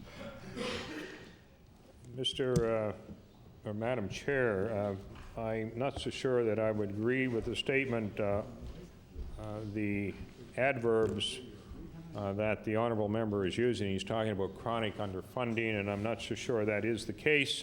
I wanted to begin my reply to the financial analysis that was done for the school boards by Mr. Hogg would indicate that Halifax has about 35.4% of the total grants, and their population is about the same. So if their percentage of the money which is flowing to public education is very close to what their population is. However, in response to that, as the honourable member knows, that department and school board officials have had some feeling for some years that probably the way the money flowed to the school boards in Nova Scotia should be revisited. And with that in mind, the department engaged a former Deputy Minister of Finance, Mr. Bill Hogg, to take a look at how the money, to offer an opinion and make suggestion how money should flow to the school boards in Nova Scotia. If the honourable member will remember, is that I think according to the Hogg formula, is that he would see that Halifax would get 1% more or something like that. So we're not under Mr. Hogg's. His opinion is that it would not be drastic. But that's why we hired Mr. Hogg, and we've received that report. We're taking the report in and going back now to the school boards to get some advice from them as to whether they think the information that Mr. Hogg has presented is indeed accurate. Honourable member from Halifax Citadel.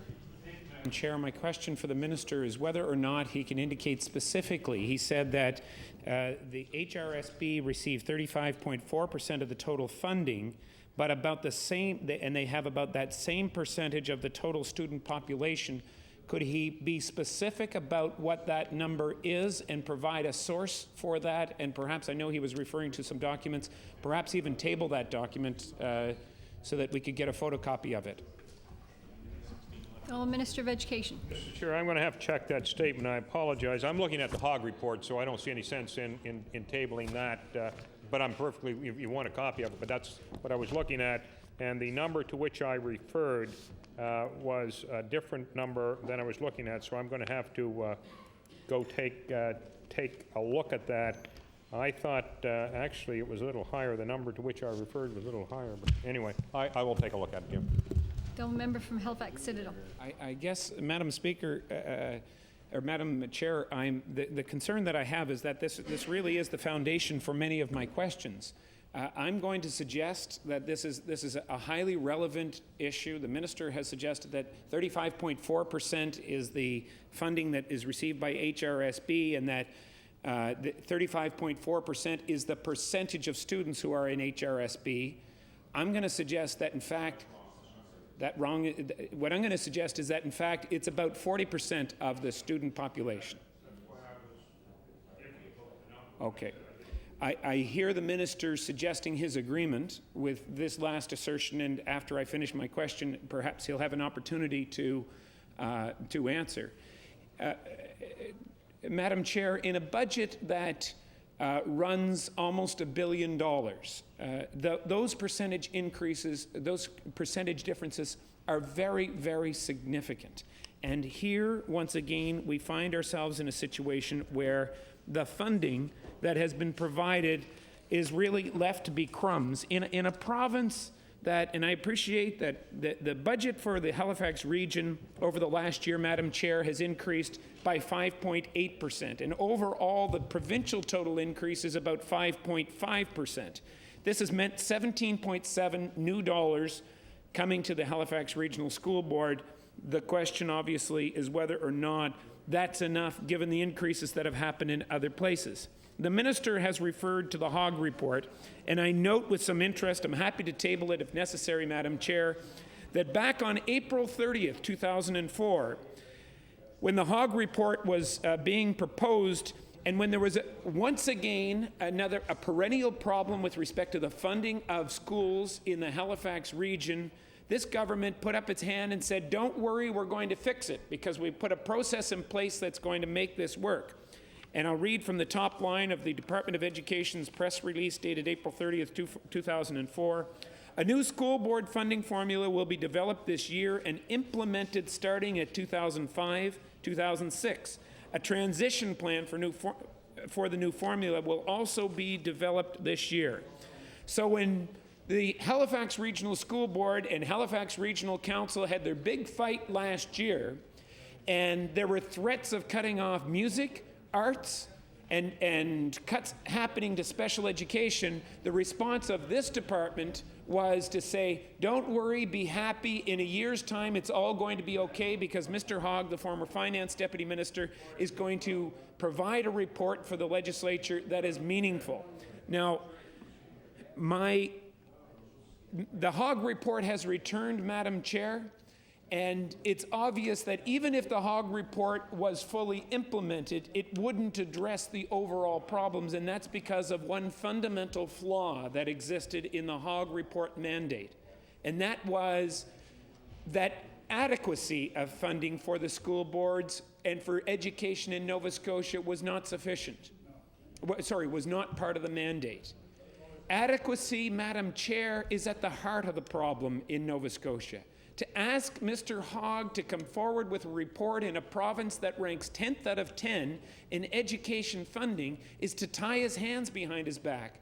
So what happens? We come back again this year with the same problem because Mr. Hogg had to work with the puny envelope that's provided by this Department of Education.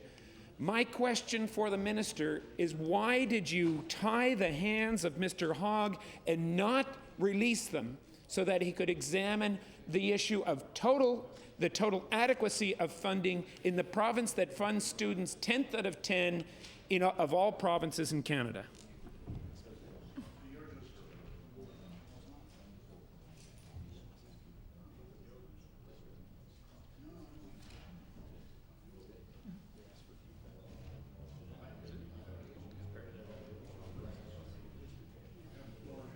The Honourable Minister of Education.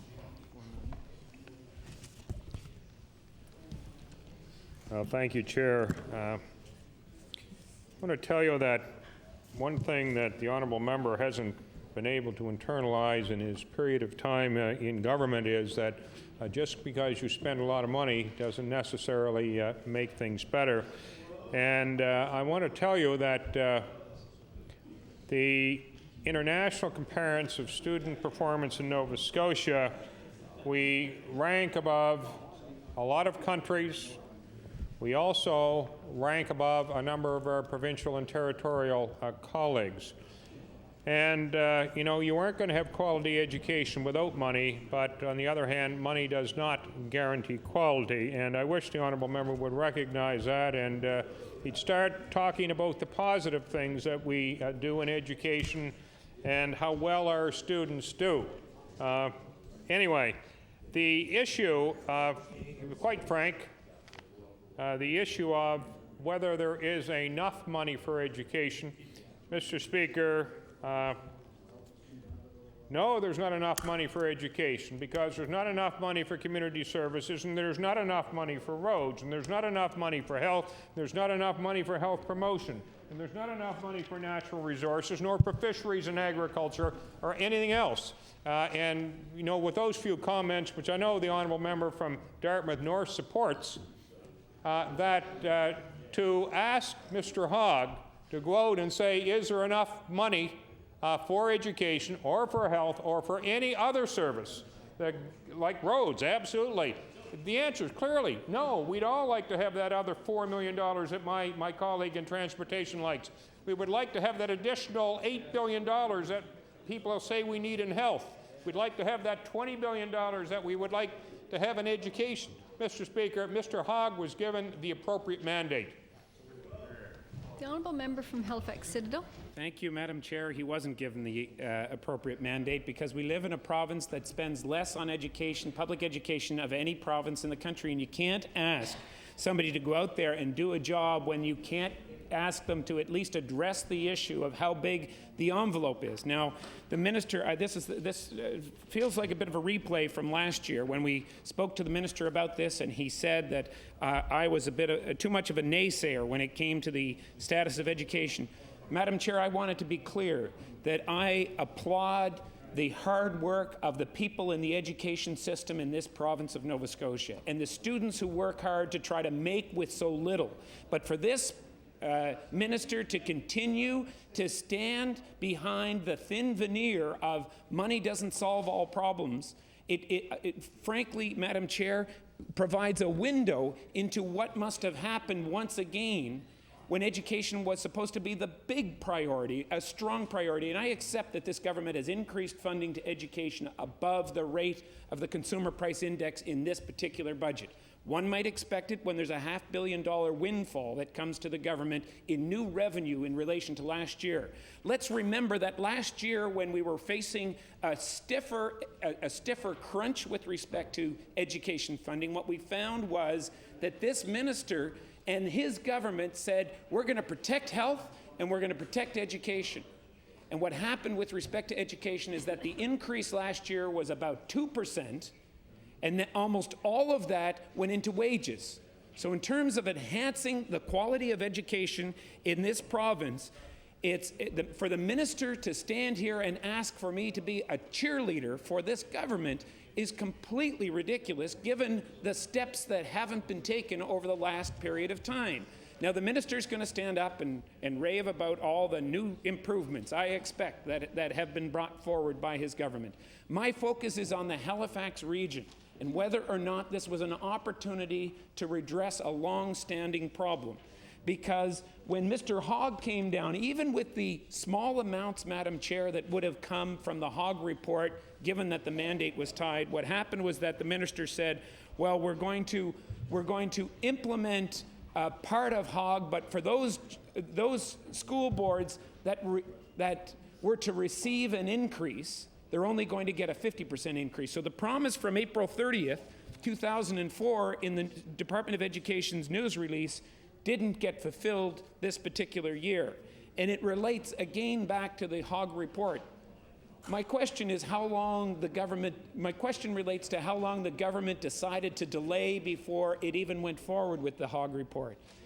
My question specifically for the minister was, when did he first receive a copy of the Hogg report in its substantially finished form?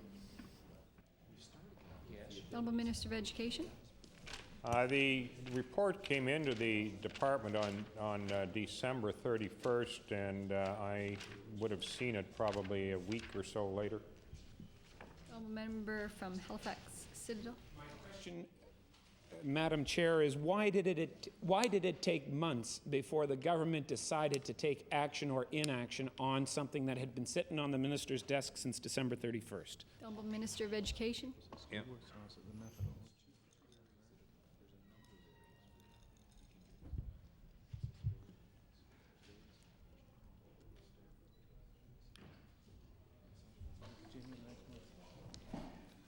One of the things that we wanted to do was to, thank you,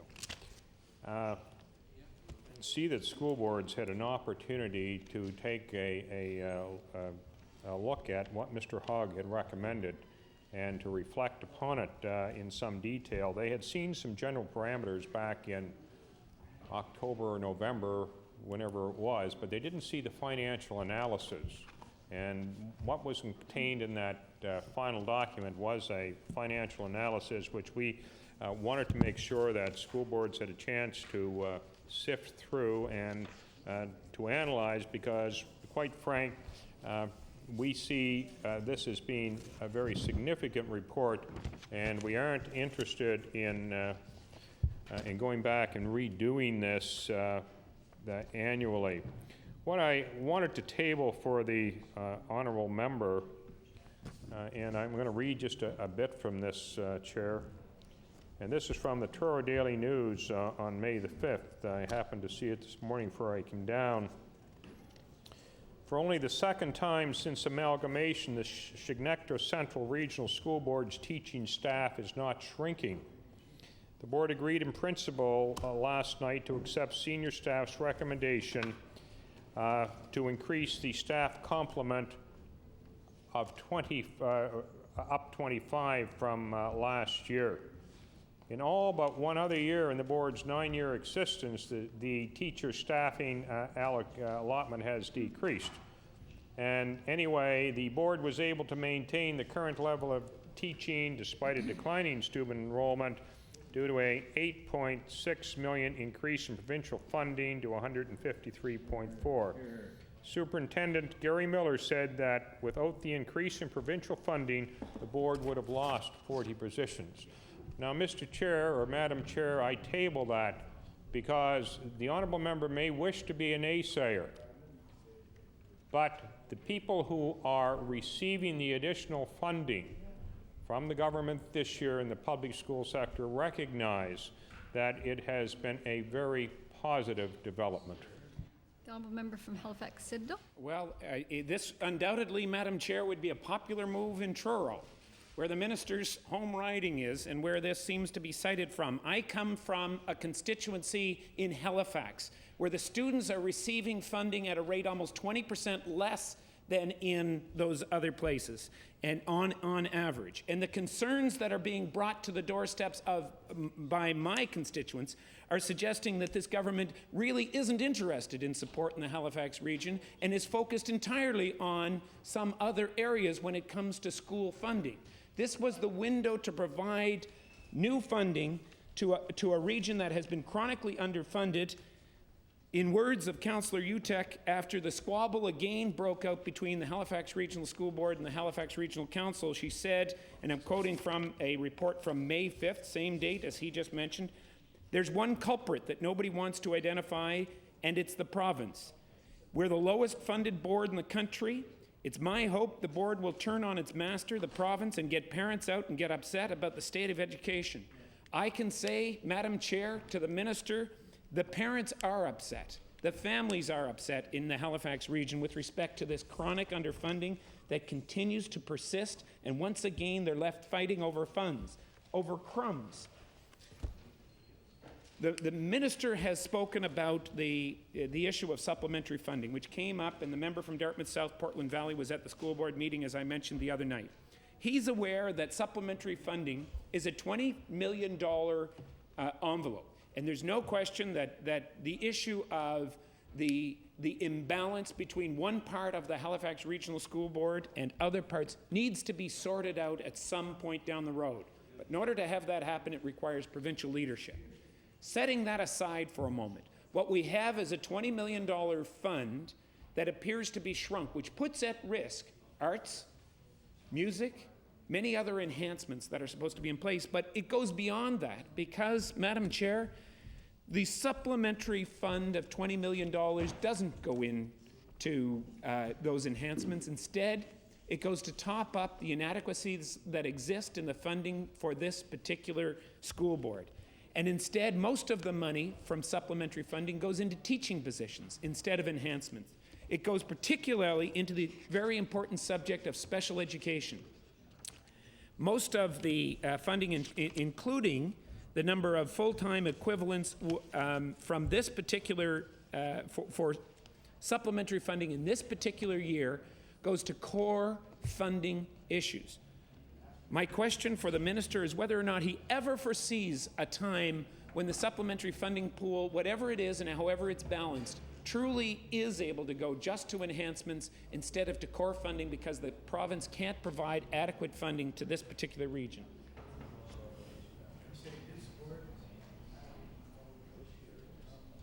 The Honourable Minister of Education.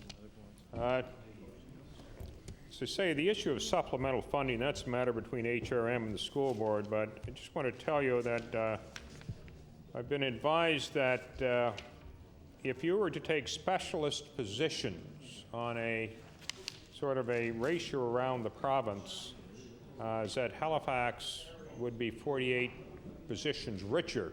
So to say that supplemental funding may not be playing a role in that, I'm surprised to hear him say that.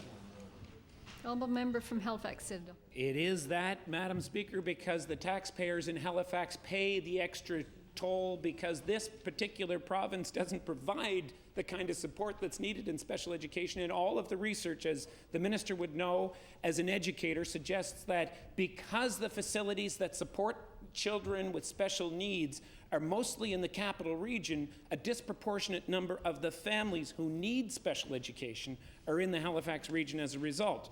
Which takes me to a related subject, and it's the one of English as a second language.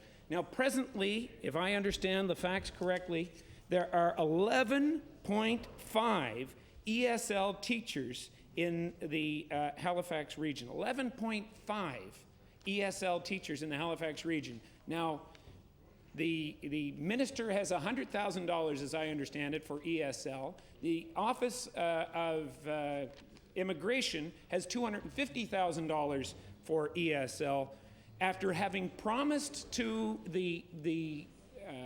when the Hogg report was rejected, when the new funding formula was put in place, the minister promised that he was going to provide adequate funding through the Office of Immigration. Will he concede that the funding envelope that's available, even if everything was spent in Halifax, from both his office and from the Immigration Office, wouldn't pay for the cost of ESL as it presently exists?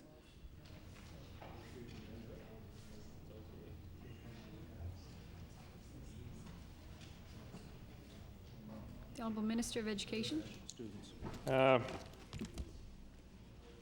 Mr. Chair, or Madam Chair, I apologize. The money which has been available from the Department of Education and the Office of Immigration, of course, is over an 8-month period, and if you multiply that by 12 over 8, it comes out to roughly $525,000. In addition to that, Madam Chair, I responded to a question the other day. One of the reasons